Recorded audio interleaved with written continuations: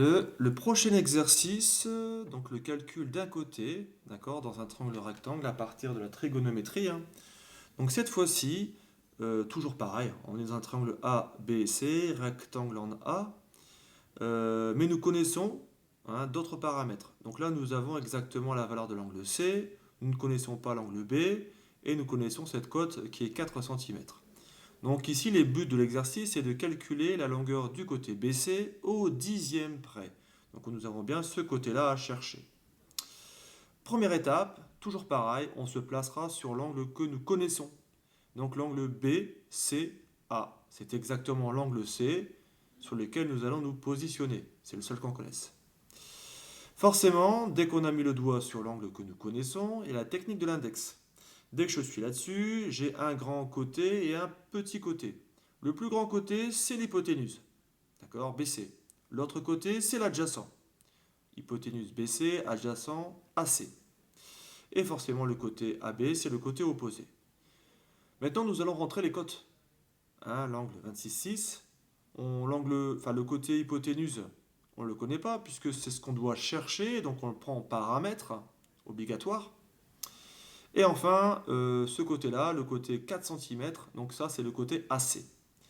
Maintenant, si vous regardez bien, si je prends cette cote BC, cette cote AC, donc l'hypoténuse pour BC, l'adjacent pour AC, j'active deux lettres, le A et le H.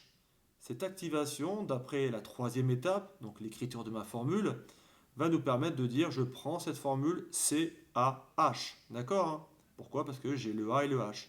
On ne peut pas utiliser le SOH ni le TOA. Donc c'est forcément celle-ci. Donc la formule à utiliser, c'est le cosinus. Une petite erreur s'est glissée. C'est bien le cosinus que je dois calculer. D'accord? Alors, le cosinus. Si je calcule le cosinus de mon angle, je dois marquer la formule, écrire la formule. CAH. CAH. D'accord, hein? Donc le A étant l'adjacent, celui-ci étant l'hypoténuse. AC, BC. Je ne connais pas la cote BC, je laisse tel qu'il est, hein. La cote AC, c'est exactement 4 cm. Et l'angle, cette fois-ci, vous remarquez, je le connais. C'est 26,6. Dès que j'arrive ici, mon calcul est quasi terminé. Arrivé à cette étape, nous devons procéder à ce qu'on appelle un produit en croix. C'est un peu ce qui est différent du calcul d'un angle. Là, on le connaît, l'angle. D'accord? On va l'utiliser. Donc, on est obligé de faire un produit en croix. Alors, je vous ai donné une astuce. Alors, généralement, quand on veut écrire un produit en croix, pour moi, en fait, le cosinus, si ça avait été sinus ou tangente, je l'écris sur 1. D'accord, hein? Vous remarquez qu'il y a deux diagonales qui se créent. Cette diagonale-là, d'accord, et la diagonale ici. Il y a forcément une diagonale que je peux utiliser en multiplication. Je peux faire 4 fois 1, mais je ne peux pas faire BC fois cos 26,6, puisque je n'ai pas la cote de BC. Donc pour moi, la diagonale ici m'indique la multiplication, d'accord, hein, et je diviserai par l'élément restant. Ce qui veut dire que mon côté BC, c'est exactement 4 fois 1 divisé par cos 26,6. 4 fois 1 divisé par cos 26,6. Et là, on va utiliser la calculatrice. Alors, vous voyez, j'ai laissé les calculs de l'autre vidéo, hein. Quand vous avez ça et que ça vous embête, hein, c'est pour ça que je voulais y revenir, hein, on peut l'enlever à partir de la calculatrice. Normalement, sur cette touche-là, vous voyez, c'est marqué Clear en jaune. Pour l'activer, Shift, Clear. D'accord? Je n'ai peut-être pas bien fait. Voilà. Si je veux effacer ça, de nouveau, j'appuie sur Shift, Clear, et tout disparaît. Voilà, on peut travailler avec, il n'y a aucun souci, mais je sais que certains, vous n'aimez pas avoir un écran avec des choses dessus, hein, vous préférez tout supprimer. Voilà, on fait Shift, Clear. Alors là, on veut dans l'exercice procéder à ce calcul-là. 4 fois 1 divisé par cos 26,6. Bah, on y va, hein. On vérifie que la calculatrice est bien en mode degré, c'est le cas, d'accord?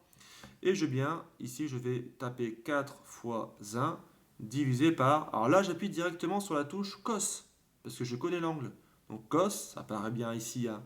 Cos 26,6. 26,6. On peut fermer la parenthèse, hein, si on le souhaite, on peut le laisser. Et qu'est-ce que j'obtiens? 4,47.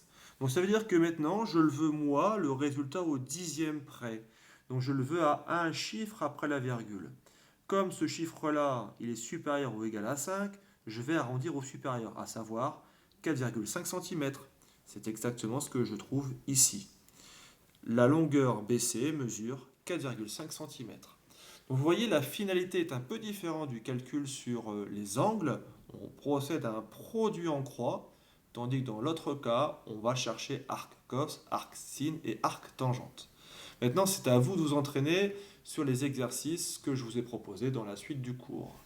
Voilà, bon amusement.